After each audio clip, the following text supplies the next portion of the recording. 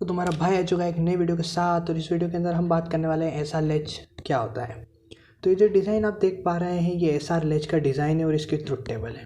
तो डिज़ाइन से समझ में नहीं आ रहा होगा यार ये क्या चीज़ है क्या नहीं है, ये ट्रुथ टेबल कैसे बनाते हैं। तो इस वीडियो के अंदर जो मेरे साथ एंड तक बने रहोगे तो मैं ये डिज़ाइन पे आपको बड़ी आसानी से बनाना बता दूंगा और ट्रुथ टेबल भी बनाना बता दूंगा। डरने की कोई ज़रूरत नहीं है, बस फुल जोश के साथ आओ यार, फुल जोश के साथ आओ वीडियो के अंदर। चलो करते हैं इसको सॉल्व। तो एसआर लेच आप देख पा रहे हो, उसको मैंने नैंड गेट से इम्प्लीमेंट किया है। नॉर गेट वाली वीडियो आने वाली है। तो नैंड गेट के अंदर आपने 2 नैंड गेट लगाए।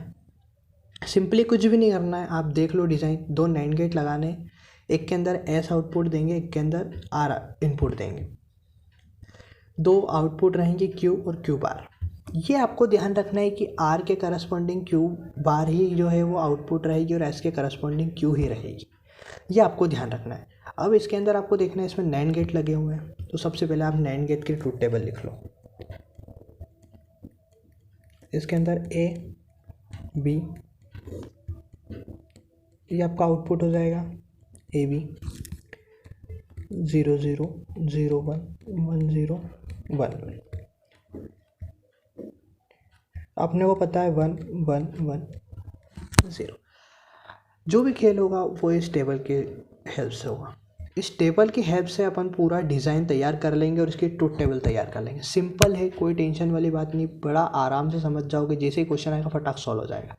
और आप ऐसा लेस समझ चुके हैं तो आप जेके टी डी सारे फ्लिप फ्लॉप आराम से समझ जाओगे, कुछ प्रॉब्लम आएगी ही नहीं आपको। तो आप इसके अंदर एक चीज़ नोटिस करो कि आपकी जो एक भी जो इनपुट है वो 0 है तो आपकी आउटपुट 1 आ रही है।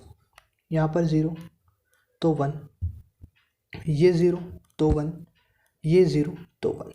ठीक है, एक भी इनपुट जो आप अंदर दे रहे हो वो 0 है तो आपको पता चल गया कि आउटपुट क्या आएगी, 1 आएगी। इसके अंदर आप देख सकते हो। और 1 1 है तो आउटपुट 0 आ रहा है। तो इसकी हेल्प से ही अपन ये जो डायग्राम है इसके अंदर इसकी ट्रुथ टेबल अपन डिटरमाइन करेंगे। ठीक है, तो आपको पता चल रहा है नैंड गेट के ट्रुथ टेबल से कि एक भी जगह 0 है। या तो एक की आउट इनपुट में 0 है या बी की इनपुट में 0 है तो आपको आउटपुट 1 मिल रहा है उसके करस्पॉन्डिंग। तो आओ यार मैं आपको इसकी ट्रुथ टेबल समझा देता हूँ। बड़ी आसान ट्रुथ टेबल है, कुछ प्रॉब्लम नहीं आएगी आपको, बस एंड तक बने रहो, फुल जोश के साथ आओ यार। सबसे पहले अपन इसके अंदर शुरू करते हैं 0 1 से। 0 1 से शुरू करते हैं।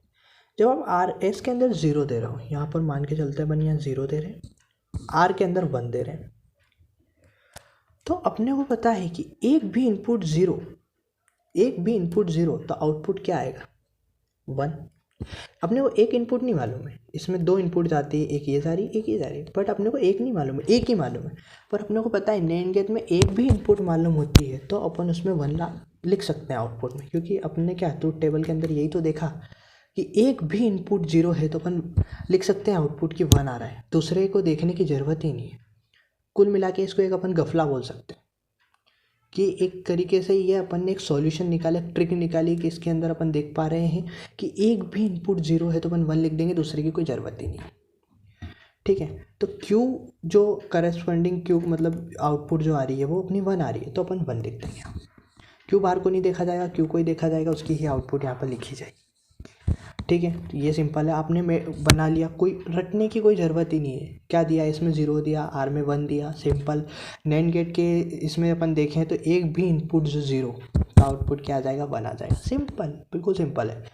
सेकेंड देखते हैं, एस क्या है, 1। कुल मिला के अब मैं एस में क्या दे रहा हूँ, 1 दे रहा हूँ। आर क्या है, 0 0 दे रहा हूँ। तो इसमें भी आप समझ पा रहे हो सिंपली कि जब मैं आर में 0 दे रहा हूँ तो एक इनपुट मेरी क्या हो रही है, 0। तो एक भी इनपुट 0 तो आउटपुट क्या, 1। और जब आउटपुट 1 आ रहा है मेरा तो क्यू बार है। क्यू बार का मतलब टॉगल करना, टॉगल करने का मतलब होता है कि रिवर्स करना। तो आपकी जो क्यू बार है, आपको यहाँ पर आउटपुट जो लिखनी है वो क्यू की लिखनी है, क्यू बार की नहीं लिखनी मेरे भाई। तो क्यू की जब आप लिखोगे तो 1 को टॉगल करोगे तो क्या हो जाएगी, 0 हो जाएगी। तो आपने यहाँ 0 लिखा है। अब प्रॉब्लम होल्ड में और इनवैलिड में आती है लोगों को कि ये कैसे हो गया, होल्ड इनवैलिड का क्या मतलब है। तो अपन बात करते हैं होल्ड की। जब मैं एस में भी 1 दे देता हूँ, आर में भी 1 दे देता हूँ, तो मेरे पास दोनों जो आउटपुट है, जो इनपुट मैंने दी है, जो इनपुट मैंने दी है वो 1 1 है। लेकिन बट मेरे पास ना तो ये वाली इनपुट है ना ये वाली इनपुट है, यहाँ पे मुझे पता नहीं है यहाँ पर क्या है, तो यहाँ अज्यूम करते हैं अपन, जिसमें आप देख पा रहे हो ये जो है ये इससे कनेक्टेड है, क्यू जो है वो इससे कनेक्टेड है, तो अज्यूम करते हैं क्यू इक्वल टू मैं जब 1 अज्यूम कर लेता हूँ, जब क्यू इक्वल टू मैं 1 अज्यूम कर लेता हूँ तो यहाँ पर क्या आ जाएगी मेरे भाई, ये 1 है तो यहाँ पर क्या इनपुट आ गई 1, और आर की ऑलरेडी 1 थी, 1 1 क्या होता है 1 1 आप देख पा रहे हो, ये 1 1 जो है वो 0 होता है, तो क्यू की क्या आ जाएगी, क्यू बार क्या हो जाएगा 0, जो कि आप समझ पा रहे हो कि क्यू बार 0 होना चाहिए था, क्योंकि क्यू को आप जब टॉगल करोगे तो 0 ही तो होगा, जब क्यू का इन्वर्स करोगे तो 0 ही तो होगा। कुल मिला के होल्ड स्टेट मतलब जो प्रीवियस आउटपुट थी, मतलब जो प्रीवियस इनपुट थी उसके बराबर ही आपकी जो है नेक्स्ट आउटपुट आ चुकी है, कुल मिला के वो है, इसलिए इसमें होल्ड लिखा हुआ है। जिस इनपुट जिस आउटपुट पे या जिस इनपुट पे आपका फ्लिप फ्लॉप था या एसआर लेस था वही वैल्यू आ चुकी है, इसलिए अपन इसको बोल देते हैं होल्ड।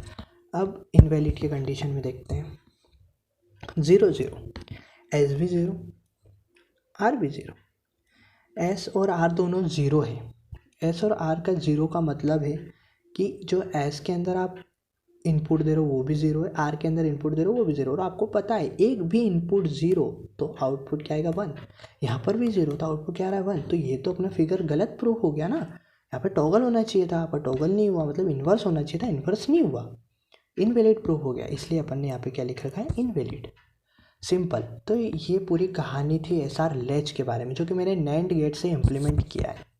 सिंपली ये फिगर है, आपको इसकी ट्रूथ टेबल देखनी है, आपको पता है कि नैंड गेट के अंदर एक भी इनपुट 0 तो आउटपुट 1 आएगी, उसकी हेल्प से अपन ने पूरी ट्रूथ टेबल बनाई है, कोई रटने की ज़रूरत नहीं, सिंपली आपको मैंने पूरा समझा दिया है। थैंक यू, मिलते हैं अगली वीडियो में जिसके अंदर मैं आपको एसआर फ्लिप फ्लॉप समझाऊंगा। धन्यवाद।